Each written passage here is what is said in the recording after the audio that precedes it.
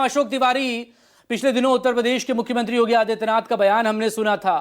कि सड़क पर नमाज नहीं होगी। 2017 के बाद से कहां सड़क पर नमाज हो रही है। जब आगे और नहीं पढ़ें, अगर हो तो फिर दूसरे तरीके से निपटा जाए, ये कहना पड़ा। और सवाल ये कि बंगाल से लेकर उत्तर प्रदेश में क्या सब कुछ 2027 के इर्द गिर्द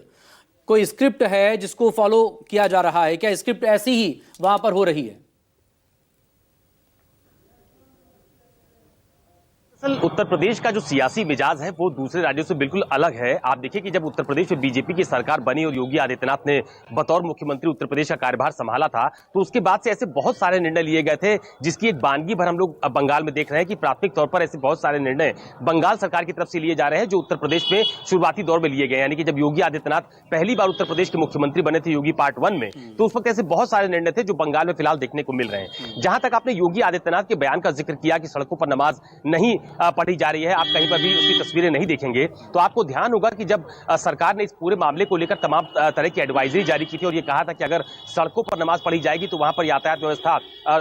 ध्वस्त होती है, डाइवर्ट होती है, लोगों को काफी परेशानी होती है। तो अगर लोग नमाज पढ़ना चाहते हैं या अपनी धार्मिक जो मान्यताएं उसके हिसाब से पूजा पाठ करना चाहते हैं तो उनको एक सीमित दायरे के भीतर, यानी कि जैसे आम लोगों को परेशानी ना हो, उस दिशा में आगे बढ़ते हुए अपने कदम उठाए जाने चाहिए। दूसरी बात यह भी है कि बंगाल में जिस तरह के निर्णय लिए जा रहे हैं उसकी चर्चा उत्तर प्रदेश में खूब की जा रही है। जैसे अवैध कटान को लेकर एक बात कही गई, बुलडोजर एक्शन को लेकर वहां पर एक बात कही गई और यह कहा गया कि जो अवैध कब्जे हैं वहां पर बुलडोजर की कार्रवाई की जाएगी। तो यूपी में बुलडोजर एक्शन का बहुत बड़ा फायदा उत्तर प्रदेश में बीजेपी की सरकार, ये यूं कहें कि एनडीए की सरकार को साल 2022 के विधानसभा चुनाव में मिला है। इसके पहले जब साल 2017 में उत्तर प्रदेश में बीजेपी की सरकार बनी तो जब बुलडोजर एक्शन शुरू किया था तो उसका बहुत ज्यादा विरोध भी देखने को मिला था। तो ये जरूर है कि अलग अलग राज्यों के अपने अलग अलग मुद्दे होते हैं, लेकिन चूंकि बंगाल में आपने देखा कि उत्तर प्रदेश के नेताओं ने बहुत ज्यादा जनसभाएं वहां पर की, यूपी के मुख्यमंत्री भी योगी आदित्यनाथ अभी वहां पर कई सारी जनसभाओं को संबोधित करने गए थे, तो उस दौरान भी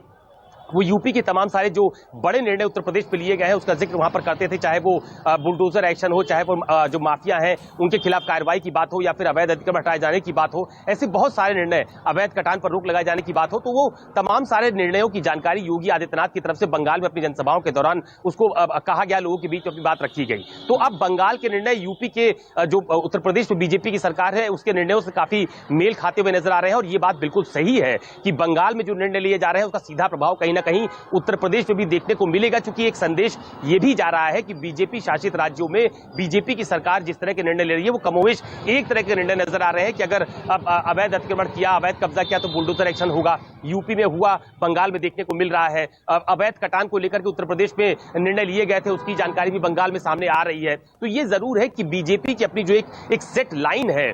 जो उनकी राजनीति की एक सेट लाइन है जो उनको सूट भी करती है, उसी के तहत वो आगे बढ़ते हुए नजर आते हैं। और खास तौर पर उत्तर प्रदेश में जो 2 और 3 अलग अलग विचारधाराएं जिनकी लड़ाई राजनीतिक तौर पर देखने को मिलती है, उसमें दोनों ही विचारधाराओं को यूं कहें कि जो पॉलिटिकल पार्टीज अपने अपने मुद्दों को लेकर उत्तर प्रदेश में खासतौर पर मुखरता से सामने आती है, वो उनको सूट करते हैं और इसीलिए इन मुद्दों को लेकर सामने आते हैं। चाहे वो सड़क पर नमाज पढ़ने का मामला हो या अगर एक वर्ग विशेष के खिलाफ कार्रवाई करने की बात कही जाती है तो उसको लेकर एक दूसरा वर्ग भी सामने खड़ा होता है। तो मुद्दे वही है, बस प्रमुखता से उठाया उनको जाता है जो राजनीतिक तौर पर उनको सूट करते हैं।